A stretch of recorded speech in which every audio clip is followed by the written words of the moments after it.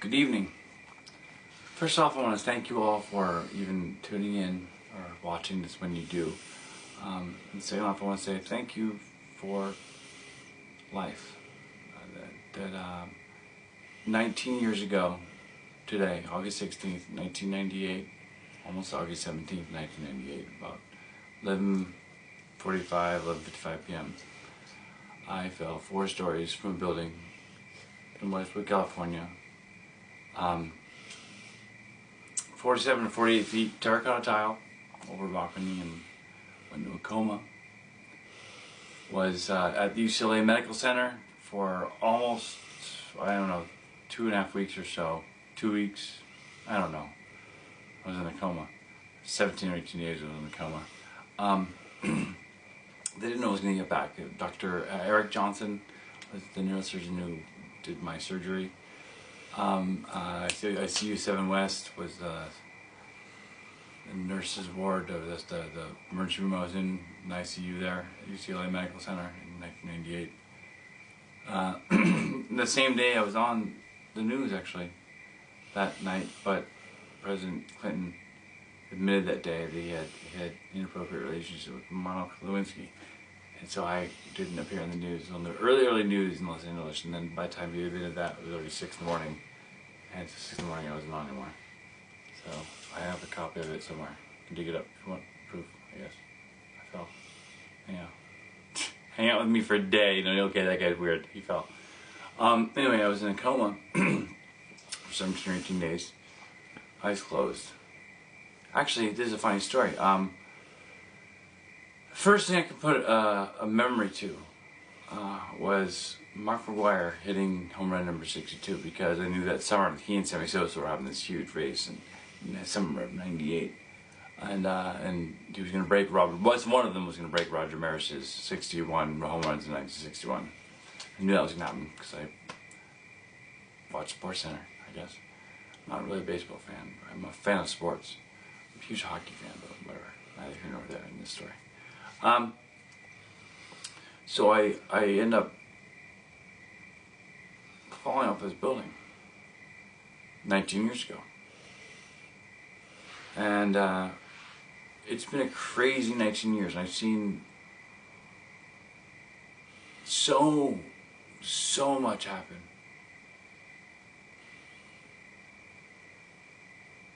In that short amount of time, and with different eyes, because I'm not who I used to be.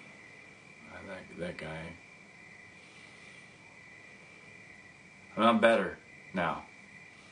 I'm just wiser. And when that doesn't say much, because I'm not wise, really. But I can say this, without a doubt in my mind.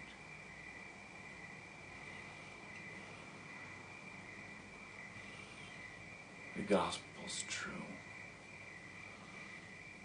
The good news. Probably isn't good news for some people, because it means that a whole lot of stuff is different. But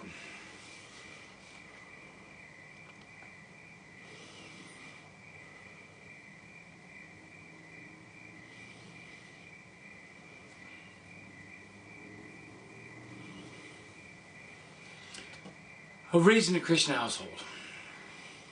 Like, seriously, kind of Beaver Cleaver kind of thing. Like, it was awesome. Happy little house. I was the youngest of 3 kids, quite a bit younger than my older two siblings. So I was babied, spoiled, I guess, a little bit. But I lived near the ocean, always Southern California. It's just a beach. And it was kind of idyllic, I guess. And I didn't know it at the time. I just like any other kind of... I was a good teenager, actually. But everybody's got their own, in our day and age, the kind of angst that plays out at some point. Mine wasn't until I got into high school. I was a good kid, all grown up.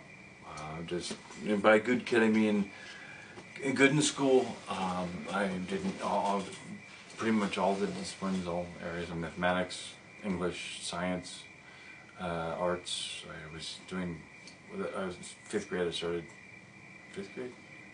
Fifth grade, I started acting, doing plays, and I really took to it. I really liked the idea of what it was, which was just playing, creating a character and playing that character on stage. And there were lines written for it, so you didn't have to think of anything for it, and it was really easy. And I just took to it really easily, and then it kind of snowballed into a career where I ended up going to UCLA for theater as an actor. And I always thought that was going to be my life until I was 21 years old when I fell off the balcony, which is why I'm so happy you're here. And I'm here because I can tell you this story. I basically, in my idyllic life, being raised, I guess I was a good kid until high school, where in high school I started thinking really highly of myself. I thought I was the smartest, cutest, funniest. I thought I was a gift to the whole world, and really I was just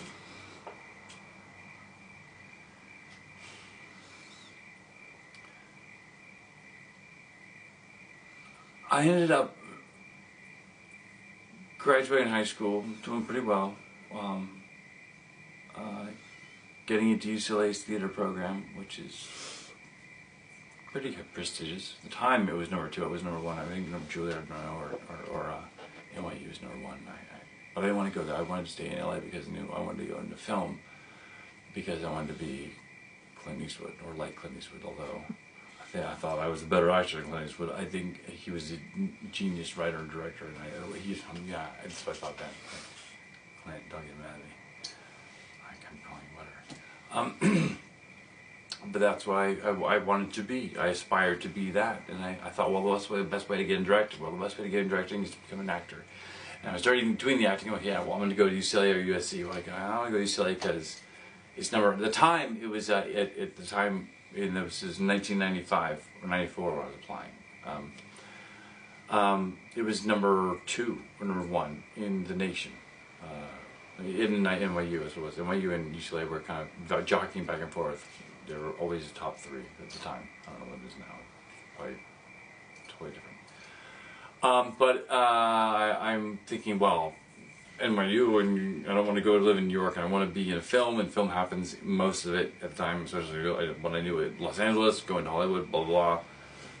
So I'm thinking, all right, I'm going to UCLA. If I get into UCLA, I'm going to go and be a movie star, because I'm that good. So I get into UCLA. Now my grades weren't that good, and I got through high school because I'm a nice guy, I think, and because people liked being friends with me. I was the class clown in the smart classes, which amounts to I could mouth off and be smart enough that the teacher laughed at it, and so she wouldn't get mad. And it wasn't like smart. Oh, this is all sounding so stupid. Anyway, big-headed Joshua goes to UCLA, thinking he's going to rule the world. Basically said to my whole religion lesson, lifestyle, biblical, grow up, family, put that word jumbled together, said to that, thanks to the whole religion history lesson, like I got a leg up in like the classics and like a lot of music and ballet written about this. I am false. Here we go. I know some stuff. All the stories, no, I knew. And I also knew I had met Jesus, so to speak. But I also knew that I didn't want to be around that, because I'll go back to that when I'm, older and whatever. After I'm, whatever, God, there's time. My 3rd year of UCLA, going into my 4th year, I had already been on academic probation twice. I dropped out 2 semesters. I'd been there for 3 years, but I was only a sophomore. Middle of my sophomore year, technically, 2nd year, a student, technically. I was just pissing it away. I had this amazing opportunity to learn at this school, to learn from these masters, these minds in the fields that are amazing, that will teach there. And I was getting drunk at home. I didn't go to class often enough. In fact, I was kicked out of the UCLA acting program my junior year. The junior acting track, which was pretty prestigious because of all the kids that auditioned, like 15 got in, I think. Maybe it was two, actually they broke it in two sections where you're 15 once, 35 I think is what it was. But I was in the 15 off the kid, by the way.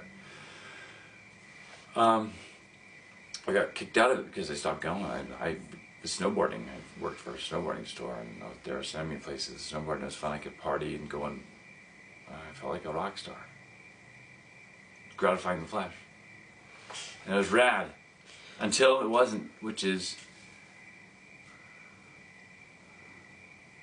I can compare it to that story where the shepherd goes out and takes that lamb that wandered away, really far away from the flock, and he takes it and he breaks its legs and he brings it back because he doesn't want it to get further away and get killed or whatever, and so he brings it back and he nurses it back to health around his neck while he's tending his flock. Well, it's kind of happened to me, whereas God grabbed me and said,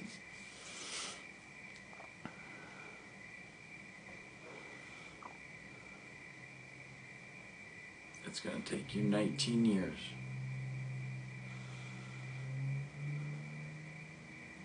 to tell this story.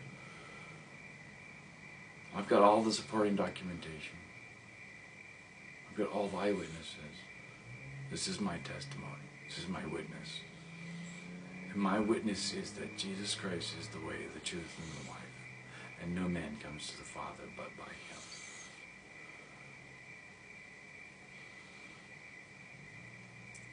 There's a weight to that. And if you don't see it in my eyes, read it for yourself. Because it's John 3:16.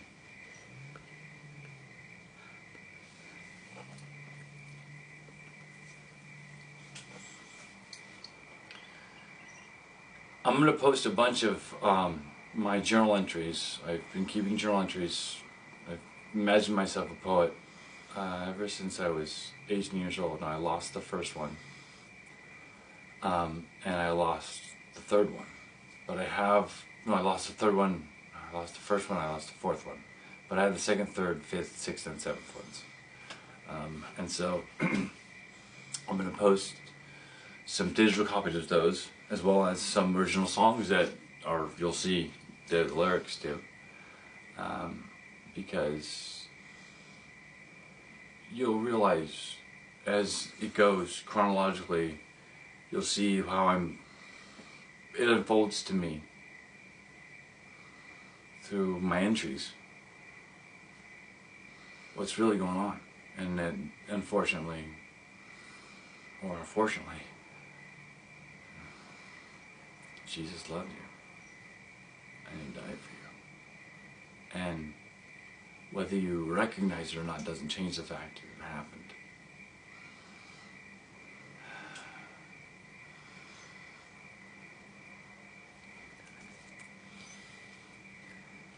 I'll be back later with more.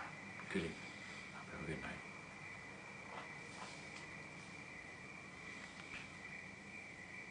I'm not saying anything.